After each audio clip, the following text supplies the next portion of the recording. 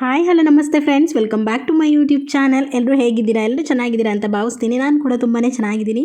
ಬನ್ನಿ ಫ್ರೆಂಡ್ಸ್, ಇವತ್ತಿನ ಲಾಗನ್ನು ಸ್ಟಾರ್ಟ್ ಮಾಡುವ. ಲಾಗ್ ಸ್ಟಾರ್ಟ್ ಮಾಡೋಕ್ಕಿಂತ ಮುಂಚೆ ಯಾರೆಲ್ಲ ನನ್ನ ಚಾನಲನ್ನು ಫಸ್ಟ್ ಟೈಮ್ ನೋಡ್ತಿದ್ದೀರಾ ಪ್ಲೀಸ್ ಹೋಗಿ ಸಬ್ಸ್ಕ್ರೈಬ್ ಮಾಡ್ಕೊಳ್ಳಿ. ಹಾಗೆಯೇ ಪಕ್ಕದಲ್ಲಿ ಕಾಣ್ತಿರುವಂತಹ ಬೆಲ್ಲೈಕನನ್ನು ಒತ್ತಿ ಫ್ರೆಂಡ್ಸ್. ನಾನು ಹಾಕಿರುವಂಥ ಪ್ರತಿ ವೀಡಿಯೋಸ್ನ ನೋಟಿಫಿಕೇಷನ್ ನಿಮಗೆ ಮೊದಲು ತಲುಪುತ್ತೆ. ಬನ್ನಿ ಫ್ರೆಂಡ್ಸ್, ಇವತ್ತಿನ ಲಾಗನ್ನು ಸ್ಟಾರ್ಟ್ ಮಾಡುವ. ಮತ್ತು ತುಳಸಿ ನೋಡಿ ಅಂತ ಹೇಗೆ ಆಗಿದೆ ಅಂತ, ಸೂಪರ್ ಆಗಿದೆ ಅಲ್ವಾ? ಮತ್ತು ನಾನು ಕಟ್ ಮಾಡ್ತಾ ಇರ್ತೇನೆ. ಇಲ್ಲಿ ಇದಿಷ್ಟು ಬಟ್ಟೆ ವಾಶ್ ಮಾಡಲಿಕ್ಕೆ ಉಂಟು. ನಿನ್ನೆ ಹಬ್ಬ ಆದ ಕಾರಣ ಹಾಗೇನೆ ಎಲ್ಲ ಬಾಕಿ ಆಗಿದೆ. ಹಾಗೆ ಇವತ್ತೆಲ್ಲ ತೊಳೆದು ಕ್ಲಿಯರ್ ಮಾಡಬೇಕು ಅದು. ಹಾಗೆ ಮತ್ತು ಲಕ್ಕಿದು ಮೊಟ್ಟೆ ಬೇಯ್ತಾ ಇದೆ. ಅವಳಿಗೆ ಡೈಲಿ 3 ಮೊಟ್ಟೆ ಬೇಕೇ ಬೇಕು. ಹಾಗೆ ಬೇಯಲಿಕ್ಕೆ ಇಟ್ಟಿದ್ದೀನಿ. ಅಷ್ಟರೊಳಗೆ ಬಟ್ಟೆಯನ್ನು ವಾಶ್ ಮಾಡ್ಕೊಂಬರ್ತೀನಿ.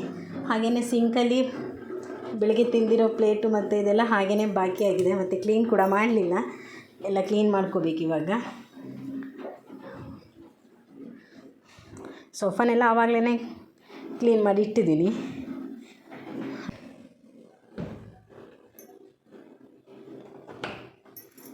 ಹಾಗೆ ಅದೆಷ್ಟು ಬಟ್ಟೆಯನ್ನು ವಾಶ್ ಮಾಡಿಕೊಂಡು ಮತ್ತೆ ಬರ್ತೇನೆ.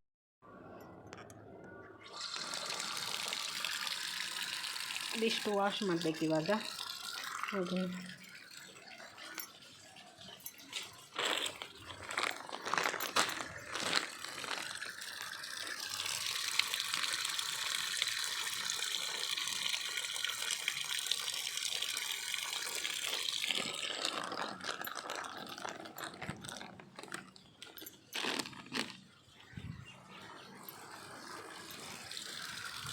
ಸ್ವಲ್ಪ ಹೊತ್ತು ನೆನೆಸಿರ್ತೀನಿ.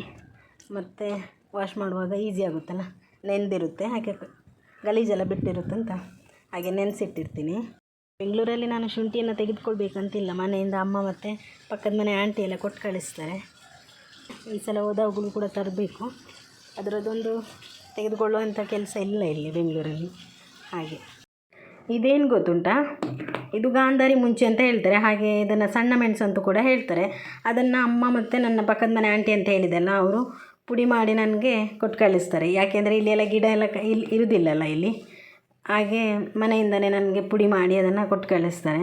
ನಾನು ಚಟ್ನಿ ಗಿಟ್ಟಿಗೆಲ್ಲ ಇದನ್ನು ಯೂಸ್ ಮಾಡ್ಕೊಳ್ತೇನೆ. ತುಂಬ ಟೇಸ್ಟ್. ನುಂಗಿಯಲ್ ಮೀನಿದು ಚಟ್ನಿಗೆಲ್ಲ ತುಂಬ ಟೇಸ್ಟ್ ಆಗುತ್ತೆ ಇದನ್ನು ಹಾಕಿದರೆ. ಹಾಗಾಗಿ ನಾನು ಜಾಸ್ತಿ ತಂದಿರ್ತೀನಿ. ಇದೊಂದು ಸ್ಟಾಕ್ ಯಾವಾಗಲೂ ಕೂಡ ಇದ್ದೇ ಇರುತ್ತೆ ನನಗೆ. ಇತ್ತೀಚೆಗೆ ನಾನು ಬುಕ್ಗಳನ್ನೆಲ್ಲ ಓದುವಂತಹ ಹವ್ಯಾಸಗಳನ್ನೆಲ್ಲ ನಾನು ಜಾಸ್ತಿ ಮಾಡ್ಕೋತಿದ್ದೀನಿ. ಯಾಕೆಂದರೆ ಸ್ವಲ್ಪ ಮೈಂಡ್ ಫ್ರೀ ಆಗುತ್ತೆ, ಹಾಗೆ ವಿಚಾರಗಳೆಲ್ಲ ನಾವು ತಿಳಿದುಕೊಳ್ಬೋದು.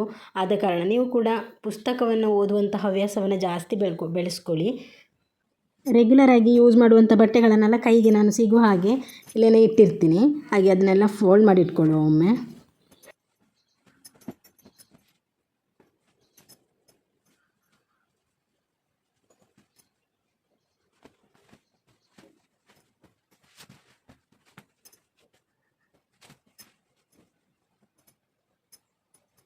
ಇದಾಗಿತ್ತು ಫ್ರೆಂಡ್ಸ್ ಇವತ್ತಿನ ವಿಡಿಯೋ ಇಷ್ಟ ಆದರೆ ಲೈಕ್, ಶೇರ್, ಕಮೆಂಟ್ ಹಾಗೆ ಸಬ್ಸ್ಕ್ರೈಬ್ ಮಾಡೋದನ್ನು ಮಾತ್ರ ಮರಿಬೇಡಿ.